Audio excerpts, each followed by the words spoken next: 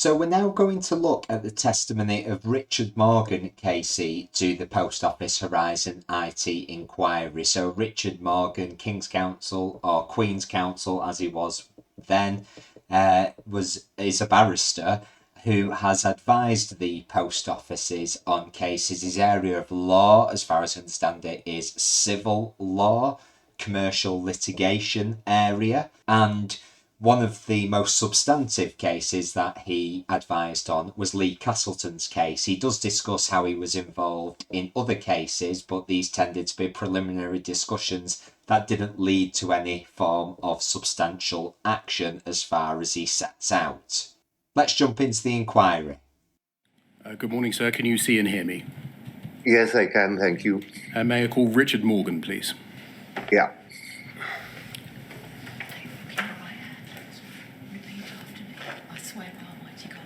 I swear by Almighty God that the evidence I shall give shall be the truth, the whole truth, and nothing but the truth.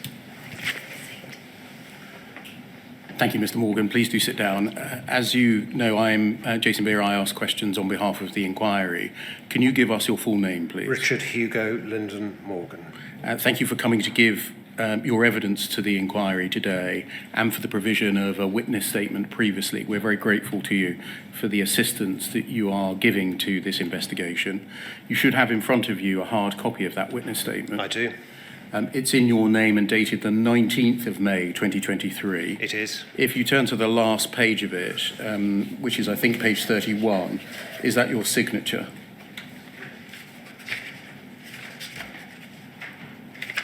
It is. So it sounds like quite a comprehensive witness statement. Again, Jason Beer's doing the usual thing at the beginning. Is this your statement? Is that your signature? So that they can't backtrack on anything that's said later on if the witness statement is referenced in evidence. I think before I ask you whether it's true to the best of your knowledge and belief, there are 5 corrections or amendments that you would wish to make. There are.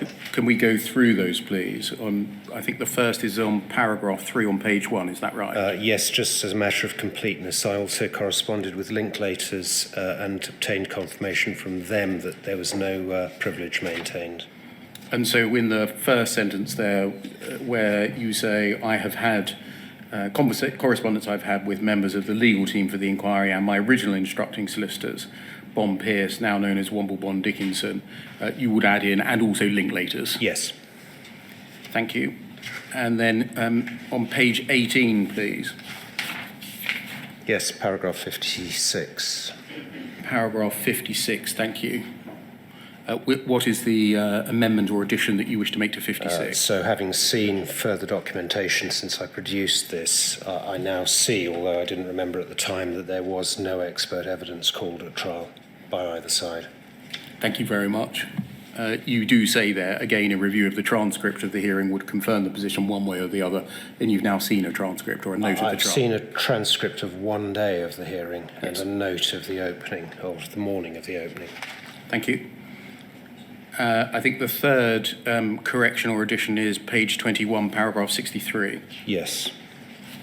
So in that paragraph, I talk about the settlement discussions that were conducted between Bond Pierce and Mr. Castleton. I now see that I was actually copied in on emails which recorded that the Post Office was seeking an undertaking from Mr. Castleton. I don't remember seeing those emails. I don't remember those emails from the time. Now, having seen them, I see that I did see the undertaking. I don't recall being asked or advising in relation to the undertaking, but I definitely did see those emails. Thank you very much. Page 22, paragraph 65. Yes, having now seen the transcript of one day of the hearing, it reminds me, or it records that Mr. Castleton did ask for a break, at least on that afternoon, to take some medication, and I asked the judge for an adjournment, and an adjournment was granted. So that relates to the last couple of sentences. I do not recall him ever saying to me personally he did need a break or he couldn't go on. Yeah. So now having seen the transcript, it reminds me that he must have asked me. Thank you. And then page 25, paragraph 77. Yes, there's a typo in the last sentence. It should say, I just do not think that person was me.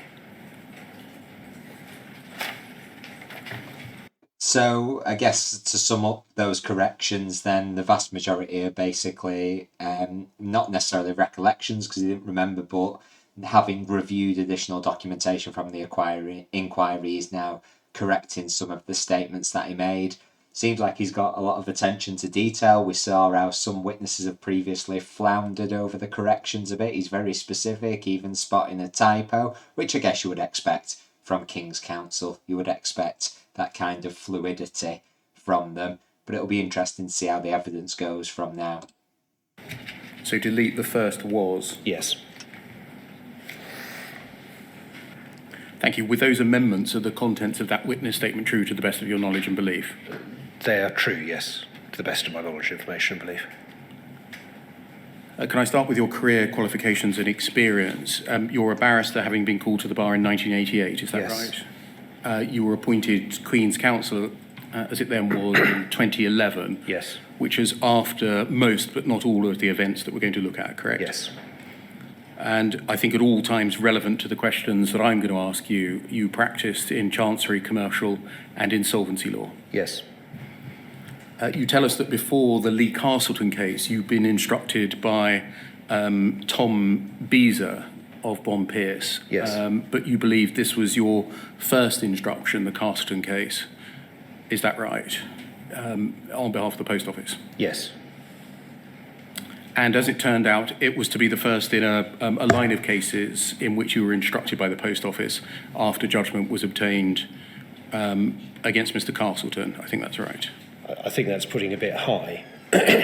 I was approached on a number of subsequent occasions